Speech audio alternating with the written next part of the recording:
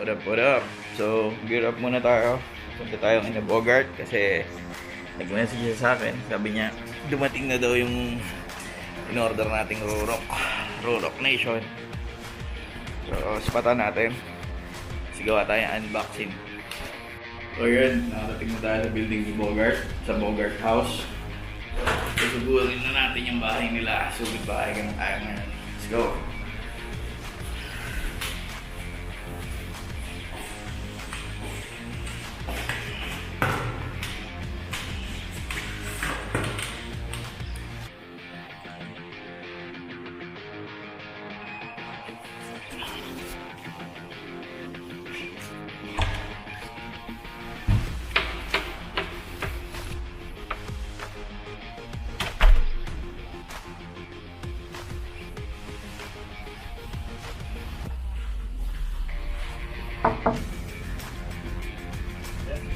Assalamualaikum.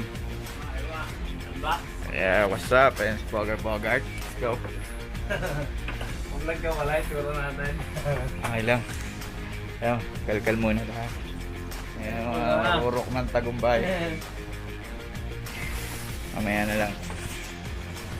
So yun, pabilib na tayo galing kina Bogart. Nakuha na natin yung goods natin. Unboxing na tayo.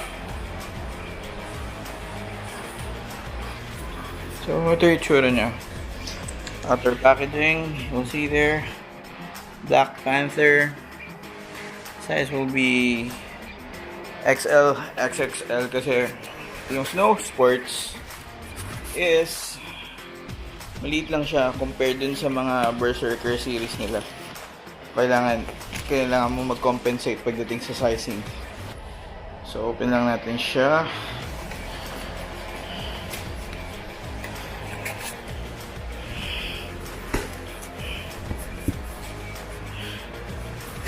Nice. So, nabili namin to for 99 bucks during Black Friday sale. Inabot siya ng 400 plus dirhams. Kasi nga may taxes pa, delivery fee, things like that. You'll see there, Ruroc production engineered, a box within a box. Wait lang.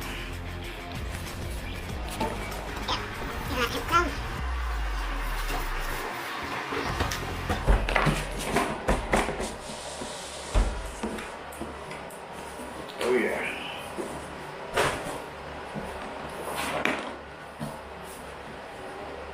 Alright. So yeah, that's what it looks like. No outside box, okay? Now, let's open it up. So actually, hindi to para sa akin, para to kay Grace. In-order ko to kasi one time nagbabrowse kami. Then nakita niya yung Black Panther. Sabi niya gusto niya daw. Pero nung nakita niya yung price, ayaw niya na. Medyo pricey kasi yung Ruroc. So nung nagkaroon ng Black Friday sale, nagsabay-sabay kami lahat para umorder. Para tipid na rin sa shipping and all. Okay, so ito yung ibang laman ng box. Comes with stickers, bottle opener, and I don't know what else. Actually, wrong move kasi umorder ako ng helmet mount. Little I know that meron palang helmet mount na kasama tong RG1 DX. So, wrong move. Pero mura lang naman. $5 lang siya. It's a moment of truth. So, ito na yung helmet.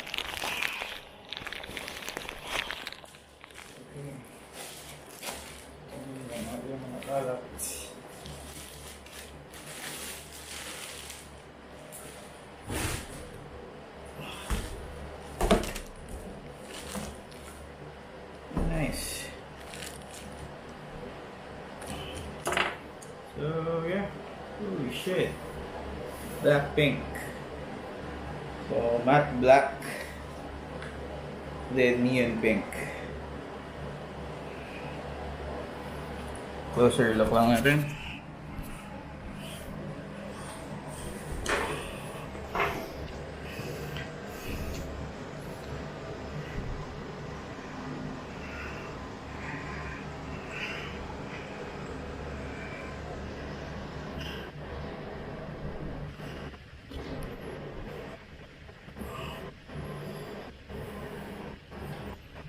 Ito yung maganda dyan kasi modular siya.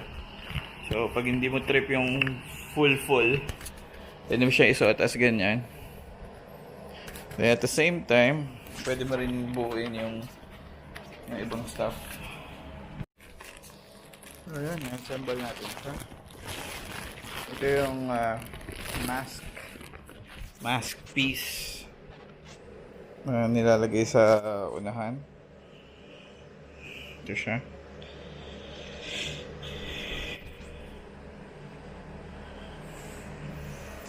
Then, at the same time, ito naman yung visor. Check it out. Ito yung visor niya, which goes here. So, the good thing about this, ito nga yung sinasabi ko, may action camera mount na siya, which is compatible sa GoPro style na action cameras. Which is good kasi mostly lahat ng mga nagmo-motorsports gusto nila yung may action cam mount imbes na bibili ka pa, which is good. Pagdating naman do sa quality, well, I can say 7.5 out of 10 yung quality niya. This is in my opinion, so I'm not saying that this is the official thing. Opinion ko lang to. Ito naman yung goggles. Check it out. Woo. So, neon pink.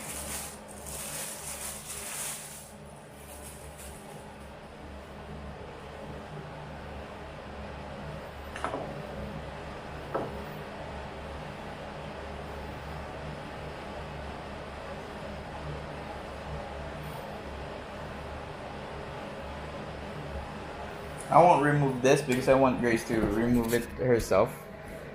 So this is the goggles. Neon pink. Signature Ruroc.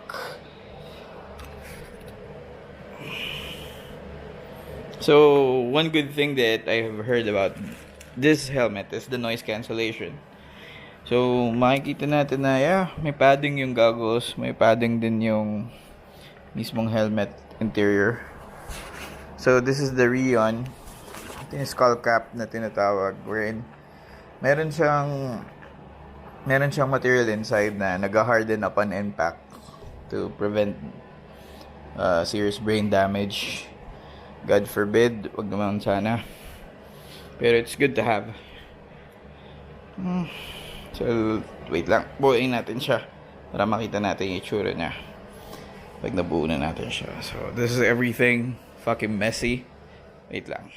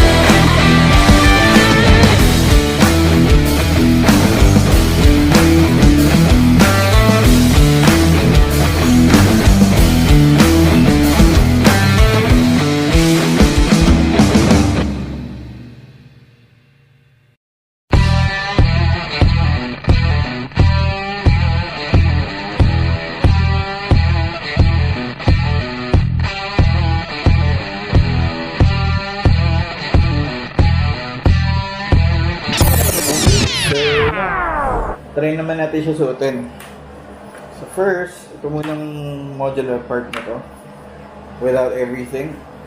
So, lagyan natin siya. Alright.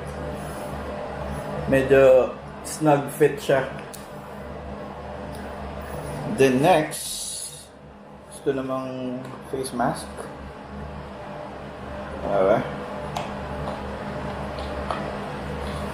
Uy. Medyo nakakapanibago siya kasi unlike nung traditional full face helmets, kailangan mo siyang buuin. Alam mo yan? Make sure na mag-i-snap. Then lastly, ito ng goggles. So, makikita mo dito hindi siya mag-fit totally. Kailangan mo siya i-adjust from the front. So, ibababa mo tong chin para may pasok mo tong sa nose.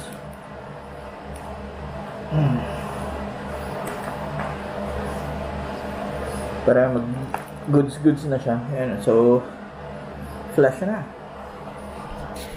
So, when it comes to comfort naman, well, I can say na comfortable siya. Thank you na lang din kay Bogart kasi siya yung nagsabi na instead na medium to large, XL to XXL sa military sizing. It takes time to get used to. Yan yung masasabi ko. And one more thing, base na rin doon sa mga napanood kong reviews, medyo reduce yung vision mo, yung peripheral vision mo sa mga sides. Dahil sa RG1. Nakapanibago siya actually. Hindi ko alam kung hinihingal lang ako dahil galing ako sa labas or hinihingal ako dahil sa helmet. I don't know. Pero looks cool. And mukha siya safe. Pagdating naman sa weight niya, wala akong magiging problema. This. Yeah, it's all good. Kulay, design, aesthetic. Okay siya. Yun nga sabi ko, may learning curve talaga siya. It takes time to get used to. Lalo na kung lagi kang lingon ng lingon. So, kailangan mo masanay na maging aware sa surroundings mo kasi marireduce talaga yung peripheral vision mo. Yun yung isang bagay na naging feedback ng mga first users ng RG1. Pagdating naman sa chin guard, may napanood akong video na binagsakan nila to ng weights, tong part na to. So, I can confidently say na magiging safe naman yung mga ngipin natin dito.